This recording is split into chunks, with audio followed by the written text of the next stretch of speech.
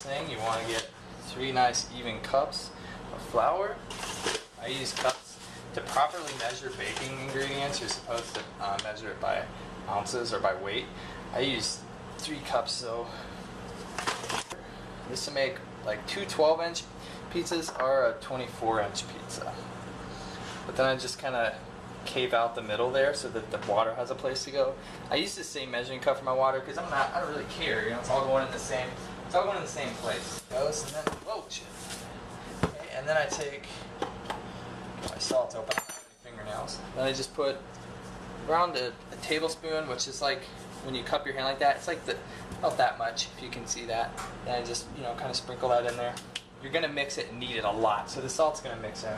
And then I take and I do 2 tablespoons, which I'm not gonna measure those out perfectly. I just pour them in the cap because it's all about making your own unique pizza dough because you don't want it to taste bland. So I've also done in the past, and you can add any kind of oil really. I mean, you can add like canola or olive oil is really good if you want it to taste real authentic. And then I just take and I pour the 1 pack in there, just like so. Kind of sprinkle it in. Just like that, give it a couple thumps. Alright, and then I go with the water.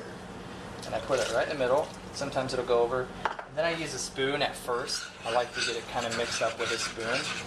And it's going to start getting pretty thick really quick. So now it's starting to get like kind of like a lot of little doughy balls. So then you just grab in there, kind of start pushing it all together like that. Now it's pretty much ready to get out on the counter here. Once you knead it, you can knead it for like 8 minutes probably to make it pretty much perfect. You're going to knead it for like 8 minutes, which you're just going to go back and forth and kind of push into it, mush it together.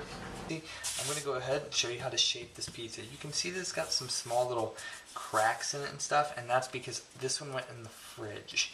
But it looks a little bit better than the other one does right now. So let me show you exactly how to get that lip that you see on a lot of pizzas at pizza places. So first you're going to start working your way out like this. Now, I can throw a pizza, but I am not going to, just because I would have to work on getting a good camera angle and stuff. And plus, you're probably not going to be throwing your pizza around in your... So, but then I like to pick it up, and I'll turn it over, work on this side. And then what I like to do is start... And what you need to remember is not to pull out, you're pressing. You're not pulling. You're going to have a little bit of force coming towards the outside, but you're going to want to just press. See? Now we're gonna, there we go. That might be a better camera. Okay, and just keep working it. You know, this one's starting to get to a good point here. Now this is my pan, it's been obviously thoroughly used, it's blackened and everything. Now what you do is preheat the oven to 400, I would say around 425 degrees, that's what I like to go to. Now, we're going to take this, just throw it one more time here, place it on the pizza pan. I'm going to make some sauce. Okay guys, what I have here is the pizza sauce I'm going to use on the pizza that I made. All I used for that was a can of 8 ounces of just some tomato sauce there, and then I also have here a thing of tomato paste with the no salt added. This is a 6 ounce of paste, and then I filled this after I got it mixed together. It was a little bit too thick, so I actually added about half of this worth of water. So I seasoned it with just some pizza pasta magic. I know that's kind of a cheap knockoff way to do it, but then I also put some oregano leaves in there. And also, I almost forgot, good thing I started recording, I almost forgot, you also add a little bit of salt to this. I would probably go around a tablespoon in there of salt. Don't forget to season your sauce, otherwise you have a really bland pizza. Now, I'm going to taste it. I actually think I could use a little bit more pizza magic.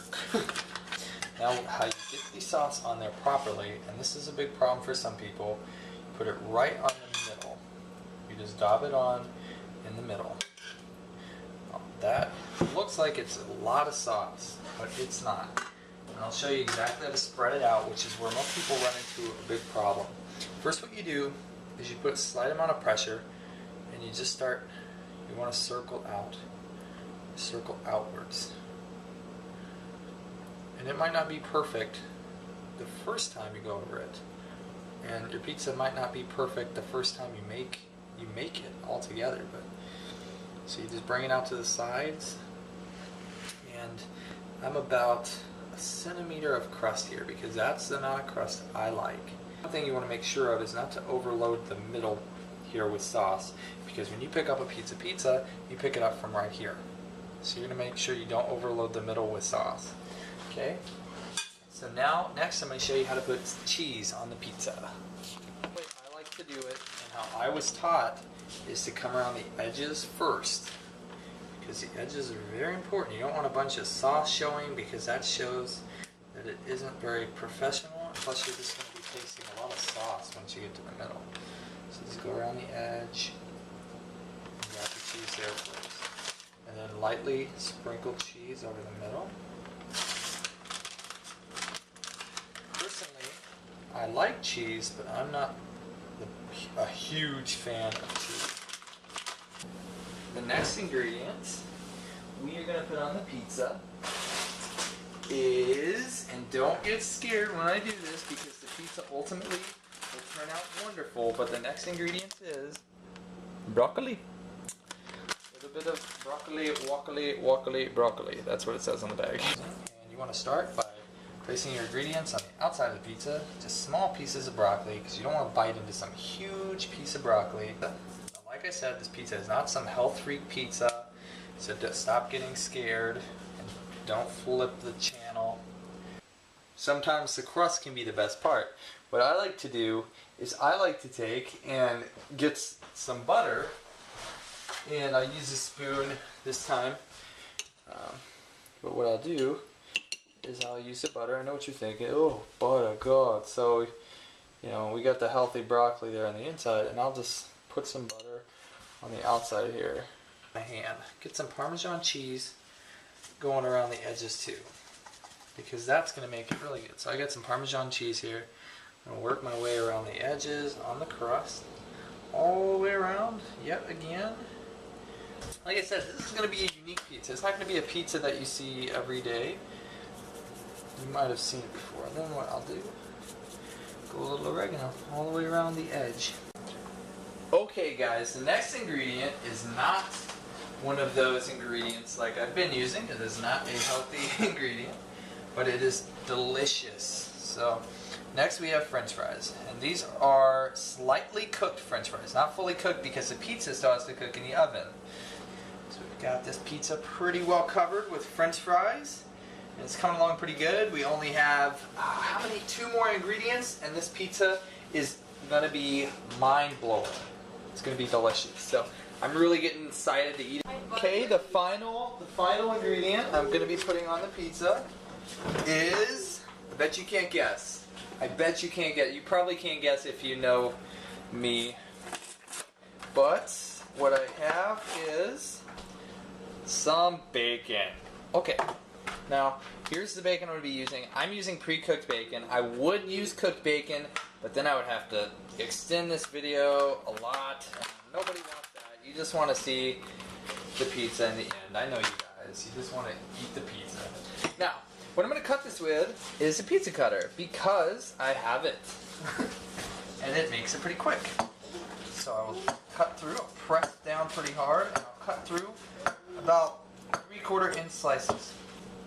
Now that was about 5 pieces of bacon that I cut. And I cut it into about 7 entire slices. I cut 7 slices with 5 pieces. I might need a little more. Let's see.